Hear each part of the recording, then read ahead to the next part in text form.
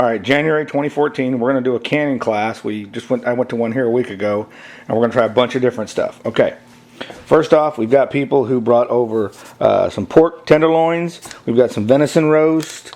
There's another pork roast back there. We've got 2 boneless, skinless chicken breasts. So we're going to do those. So those will, once they're done, they'll go on the shelf. Then, of course, our all-time favorite, we've got bacon. We've got 2 different types of bacon. 2 different people brought bacon so far. Nobody's really showed up yet, so we're ahead of the game. One person wants to do pineapple bits. You can buy pineapple in a can, so we can can it. I was told to try to stay away from processed meat like hot links, but somebody brought some, so we're going to go ahead and try them and see how that works out. And then there's our all favorite butter. We're going to go ahead and can some butter. Somebody had a request for butter. We've been told so far that we've got a 3-year shelf life on that. Everything else will be pretty much indefinite. And then we also heard about a way to do chocolate cake, fudge, brownies, whatever. So we're going to try that too. This is kind of an experiment on some of this stuff, but we're going to give it a shot and see how it works out. All right, well, everybody will be here in a little bit, and we'll see how much more we've got. Right now on the stove, we have our half-pint jars boiling to sterilize. We've got our lids ready. We're getting ready to throw our butter in. So it's going to be a long day. Okay, got told about another one that I'm going to try here while we're doing all of our other canning. I've got this Duncan Hines Swiss Chocolate Delicious Moist Cake. I've put it in pint jars. I had to put oil in the jar and roll it, and then excess oil over to the next jar, and so on and so forth. Now, according to the directions, I'm supposed to put it in the oven. I'm going to put it in the oven. I'm going to let it do its thing, and I only filled the jars about halfway. I know that it's going to expand. So when it comes out of the oven, I'm going to have to cut off the excess bread, if there is any, clean the rims, and put a lid on it immediately. And I'll sterilize my lids here in a minute while it's cooking, and we'll see if we can have canned cake here at work. So we're going to test it out. I've done it in the quart jar, in the pint jars, so that everybody can test it out. If it doesn't work, everybody can have a jar of cake. So there it is. Okay, here's our cakes. I'm not really sure how to do this, so we're going to wing it. Everybody's standing by to eat the leftovers. I'm basically just going to shave the top of each one right into the pan, which means everybody's happy. Using the bread knife. Look how moist that is. That looks really good. And the reason I'm doing this is because I don't want to crush the cake. I want to shave the top, and then I'm going to come back in and grab the rim of each one and rub it down with vinegar just to make sure I got nothing on the rim. And wow, these are getting hot. You can hear the pressure cooker in the background. It's winding up with meat.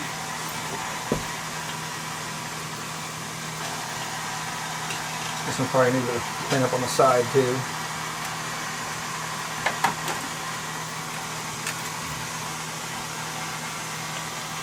Okay, so what we learned here was we did a half, so we want to drop down to a third.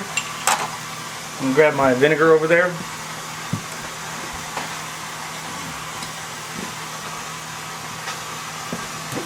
Okay. That's a good one. So it was vinegar. That's good. Just trying to get everything off the rim. Sterilize it. I only have 2 there. Yeah, those 2 are going to give you a problem. I'll get back to those.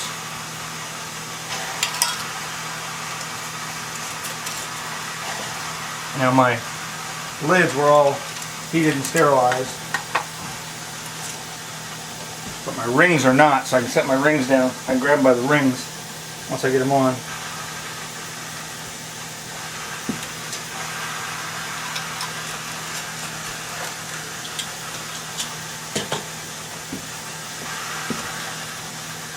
And again, this is an experiment. We've heard about this. It sounded really easy, so I want to try it.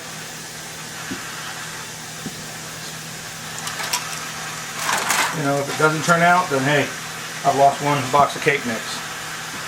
What's really neat though is you can tell that the oil, so when we oiled the insides, the oil actually separated really good. As they're shrinking down, they're working out really good. So that's it. I got to clean these up and we'll go from there.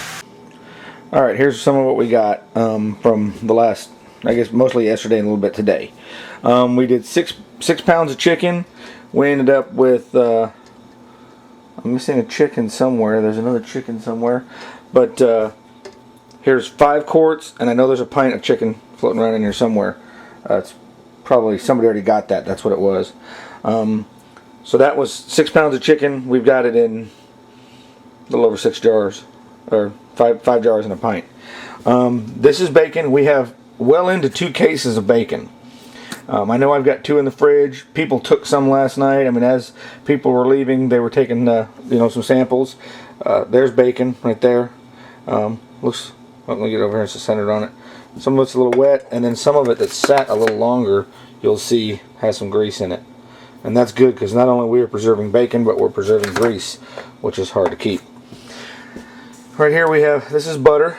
So the butter came out really good. It's pretty. Now, we've got some new butter that I just did. I'm going to back up here and grab these tongs, though. You can see this jar right here. This is a new jar, and the reason I got to grab it, it's hot. It just came out of the pressure cooker. It's clear. Now I'll stir this for a little while to get some of this small fat and cream or whatever that's in there. Get it stirred up. But that's what it looks like, and that's a wide mouth, probably bigger than probably a half pint jar. Okay, so we've got plenty of butter here. There's 1, 2, 3, 4, 5 butters. Again, we've got plenty more. I've got another 5 small 8 4-ounce butters. Plus I got 2 pints back over here behind me. Again, my friend Tisa, she wanted some Earl Campbell sausage. So I just wanted to see how many I could cram into a quart jar. It was most of a pack. And then I had to cut up the other pieces and I put them down here. And there you go, Tisa. There's your Earl Campbell hot link sausage. Then this is a pork roast. It went into a 1 quart jar. That was about a 2 or 3 pound roast. Then there was a little piece that I couldn't get in there, so it went into a smaller jar, and it's done. Then I've got a venison roast. This took that took most of a couple pounds worth of venison, and then there was another one somebody brought. This I think is actually a tenderloin. No, actually this pork roast here I think is actually a pork tenderloin. So anyway, there's a bunch there.